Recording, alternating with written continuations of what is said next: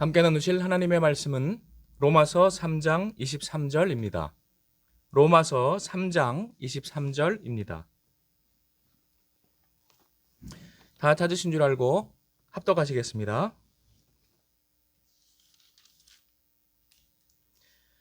모든 사람이 죄를 범하였음에 하나님의 영광에 이르지 못하더니. 아멘. 기도하시겠습니다. 사랑과 은혜가 풍성하신 하나님, 오늘도 우리에게 은총 베풀어 주시옵소서. 하나님의 말씀을 올바로 깨달을 수 있는 은혜를 허락하여 주옵소서. 하나님 홀로 영광 받으시기를 원하옵고 우리 주 예수님의 이름으로 기도드리옵나이다. 아멘. 오늘은 이렇게 영상으로 여러분들과 말씀을 나누게 되었습니다. 오늘은 구역교재 제3과 우리는 죄인입니다에 대해서 말씀을 보도록 하겠습니다. 죄와 타락과 우상 숭배에 대하여 같이 생각하는 시간입니다. 오늘 본문 로마서는 바울이 3차 전도 여행 때 고린도에서 로마 교회 교인들에게 보내는 그러한 편지입니다. 당시 로마는 세계 최고의 도시였습니다. 그러나 타락하여서 우상을 숭배했고 하나님의 진노가 그 가운데 머물러 있던 곳이기도 하였습니다. 유대인들이 들어와서 또 교회를 혼란스럽게 했습니다. 그러므로 이방인이나 유대인이나 모든 사람이 죄를 범하였음에 라고 성경은 말하고 있습니다. 첫 번째 이방인의 죄에 대해서는 1장에서 이야기하고 또 유대인의 죄에 대해서는 2장에서 이야기를 하고 그 다음 3장에 이방인이나 유대인이나 모두가 죄인이다 라고 말하고 있습니다. 첫째, 이방인의 죄는 로마서 1장 22절 스스로 지혜 있다 하나 마음에 하나님 두기를 싫어한 것이 원인이라고 말하고 있습니다. 우리가 천사의 타락과 또 아담과 하와의 타락에서도 그 이후에 쭉 볼 수 있듯이 가장 근본적인 죄는 무엇인가? 하나님이 주신 영광과 생명을 버리고 하나님과 같이 되려는 마음, 높아지려는 마음, 그러한 교만이 타락을 불러왔다는 것입니다. 사람들이 그렇게 교만하게 될 때에 마음에 하나님 두기를 싫어하매라고 1장은 말하고 있습니다. 무신론에 빠지게 되어서 하나님은 없다라고 이야기를 한다는 것입니다. 하나님이 없으니까 그러면 하나님이 명령하신 감사, 하나님이 명령하신 이웃사랑, 하나님이 명령하신 나의 헌신과 봉사도 할 필요가 없게 되는 것입니다. 어떻게 보면 이 결과를 위해서 하나님이 없다고 그렇게 결론을 짓는지 모르겠습니다. 그 다음 그들은 진리를 거짓 것으로 바꾼다라고 말하고 있습니다. 진리와 거짓. 진리는 우리에게 참 행복을 줄 수 있는 영원한 생명이 있는 곳. 거짓은 우리에게 행복을 가져다 주지 못하는 가짜 행복, 사이비 행복. 그러나 우리는 그것들을 더 하나님보다 사랑하고 숭배했다는 것입니다. 자연을 숭배하고 인간을 숭배하고 돈과 쾌락을 숭배하였습니다. 그것을 우상이라고 합니다. 그 다음 하나님께서 우리에게 핑계치 못할 것이라 말씀하고 있습니다. 하나님이 없다라고 하는데 그러나 하나님을 알만한 것이 그 속에 보인다라고 말씀하고 있습니다. 왜냐하면 하나님께서 그들에게 보여주셨기 때문이다 라고 말하고 있습니다. 로마서 1장 20절은 첫 번째 만드신 만물에 분명히 보여 알게 된다라고 되어 있습니다. 저 해와 달과 별들을 볼 때, 또 산과 강과 바다를 볼 때, 또 여러 동물들을 볼 때 그것을 지은 창조주를 우리가 생각할 수 있다는 것입니다. 그러나 사람들은 창조주를 마음에 두기를 싫어하므로 그것들은 자연이 스스로 생겨난 것이라고 그렇게 이야기하고 우리가 지켜야 할 것은 없다고 그렇게 이웃들을 학대하고 착취한다는 것입니다. 내 쾌락과 이기주의와 욕심을 최고의 가치로 여긴다는 것입니다. 그 결과는 하나님의 진노가 그 가운데 머물러 있게 됩니다. 그들이 마음의 정욕대로 살게 내버려 두셨다라고 말하고 있습니다. 로마서 1장에는 21개의 죄가 나오는데 불의, 추악, 탐욕, 악의, 시기, 살인, 분쟁, 사기, 악독, 수군, 비방, 하나님을 증오함, 능욕, 교만, 자랑, 악을 도모함, 거역, 우매, 배약, 무정, 무자비 이렇게 나와 있습니다. 그런데 그 중에서 좀 더 구체적으로 사례를 하나 든 것은 로마서 1장 26절로 28절에 동성애 죄를 들고 있습니다. 그 당시에도 이것이 만연했던 것 같은데 역사상 보면 이 타락의 극에 달하면 사람들이 더 큰 자극들을 찾아 나서다가 결국 파멸에 이르게 됩니다. 그 자극의 가장 끝부분에 있는 것이 마약과 동성애 같은 그러한 죄들입니다. 그 다음 두 번째 2장으로 건너가면 유대인의 죄에 대해서 말씀하고 있습니다. 유대인들은 그러한 이방인들을 비난하였습니다. 구체적으로 로마 교회 내에 있는 유대인들은 그러한 헬라인, 로마인, 이방인들을 비방하면서 유대인들의 경건함을 그들에게 가르쳤다고 합니다. 그런데 그 경건함이 진짜 경건함이 아니고 겉으로 드러나는 경건만을 추구하게 하였습니다. 즉 율법을 지키는 것을 경건이라고 왜곡한 것입니다. 할례라든지 음식이라든지 절기라든지 유대인의 율법을 지키는 것을 그들의 경건이라고 가르치고 이웃을 사랑하고 자신을 낮추고 그러한 하나님이 정말 원하시는 사랑과 경건은 가르치지 않았다는 것입니다. 외형적인 율법만 지키고 내면적인 율법, 즉 사랑의 법은 지키지 않은 그들은 말과 행동이 다른 위선자들이다라고 로마서 2장 21절은 말하고 있습니다. 이방인들을 비난하며 바르게 살라고 가르치는 너희가 자신들은 바르게 살지 않느냐라고 책망하고 있습니다. 오늘날 타락한 한국교회의 모습과 얼마나 유사한가 하는 그러한 생각도 하게 됩니다. 그러면서 로마서 2장 24절은 하나님의 이름이 너희 때문에 이방인 중에서 모독을 받는도다 이렇게 말하고 있습니다. 하나님을 믿는다는 사람들이 위선적으로 악하게 살면 그들 때문에 하나님의 이름이 이방인들 중에서 모독을 받습니다. 그 사람 때문에 하나님 안 믿는다. 그 사람 때문에 교회 안 나간다. 우리는 그러한 사람이 되지 말고 하나님께 영광 돌리는 우리의 선교의 성도들 되시기를 축원합니다. 그 다음 하나님은 공평하심을 성경은 이야기합니다. 이방인이나 유대인이나 하나님은 차별하지 아니하신다. 여기에 큰 선포가 나와 있습니다. 유대인들은 자기들을 선택받은 백성이라고 늘 강조하지만 하나님은 누구나 공평하게 대하십니다. 오늘날도 마찬가지입니다. 기독교 하나님이 복을 많이 주시죠. 그러나 하나님은 차별이 없으시다는 것입니다. 로마서 2장 11절 하나님께서 외모로 사람을 취하지 아니하심이라. 로마서 2장 14절 율법 없는 이방인이 본성으로 율법의 일을 행할 때에는 이 사람은 율법이 없어도 자기가 자기에게 율법이 되나니. 모세가 받은 토라만이 율법이 아니고 이방인들의 마음에 있는 양심의 법도 율법이라는 것입니다. 로마서 2장 26절 무할례자가 율법의 규례를 지키면 그 무할례를 할례와 같이 여길 것이 아니냐. 그 다음 한번 같이 읽어보실까요? 로마서 2장 29절 로마서 2장 29절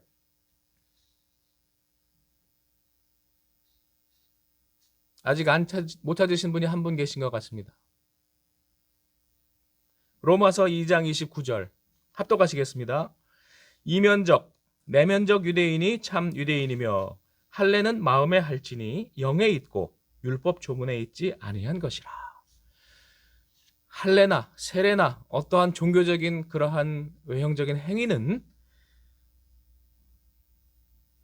율법 조문에 있는 것은 부차적인 것이라는 것입니다.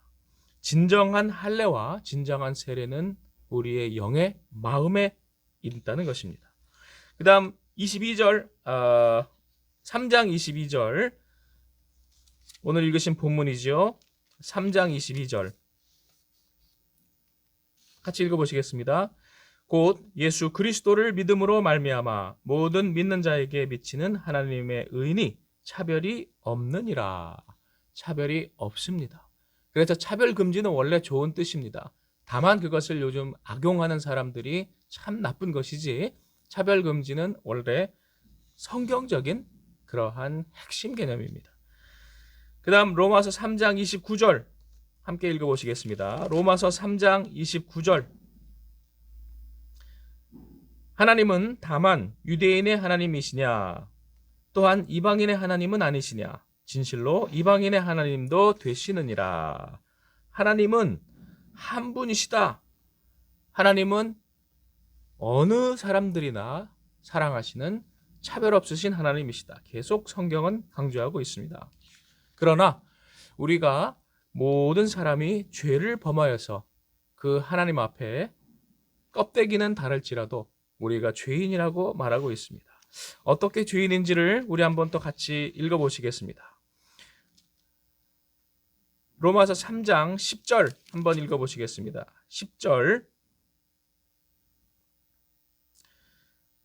기록된 바 의인은 없나니 하나도 없으며, 그 다음 11절부터 18절까지 좀 길지만 함께 읽어보시겠습니다. 11절부터 18절까지 깨닫는 자도 없고 하나님을 찾는 자도 없고 다 치우쳐 함께 무익하게 되고 선을 행하는 자는 없나니 하나도 없도다. 그들의 목구멍은 열린 무덤이요 그 혀로는 속임을 일삼으며 그 입술에는 독사의 독이 있고 그 입에는 저주와 악독이 가득하고 그 발은 피 흘리는데 빠른지라. 파멸과 고생이 그 길에 있어 평강의 길을 알지 못하였고 그들의 눈앞에 하나님을 두려워함이 없느니라 함과 같으니라. 구약의 시편과 이사야의 말씀들을 인용해온 말씀들입니다. 그들의 입은 목구멍은 열린 무덤이요. 이게 사람들이 막 욕을 하고 남을 비난할 때 소리 지르고 싸울 때 그 입을 쫙쫙 벌리잖아요. 그것이 열린 무덤과 같이 보인다는 것입니다. 이스라엘에서는 땅이 얕고 좀 부족해서 바위 벽에다가 그 구멍을 뚫어가지고 그 안에 굴을 만들어서 장사를 지내지요. 그런데 그 무덤의 벽에 있는 그 무덤으로 들어가는 그 문이 동그랗게 뚫려 있기 때문에 열린 무덤 이렇게 부릅니다. 안에 돌 같은 걸로 막아두지 않은 그냥 열린 무덤은 시커멓게 동그란 게 뻥 뚫려 있지요. 근데 그 안에는 온갖 시체 썩는 병균이 가득한 것입니다. 입 벌리고 소리 지르고 싸우거나 자기 자랑 교만을 떨거나 거짓말을 하는 그러한 입들이 바로 그와 같다는 것입니다. 또 그 혀로는 속임을 일삼으며 그 입술에는 독사의 독이 있고 뱀의 비교를 한 것입니다. 뱀의 혓바닥처럼 그렇게 거짓말을 하고 또 입술에 침을 바르잖아요. 그것이 독사의 독과 같은 그러한 모습으로 비유를 하고 있습니다. 그러면서 하나님을 두려워함이 없다.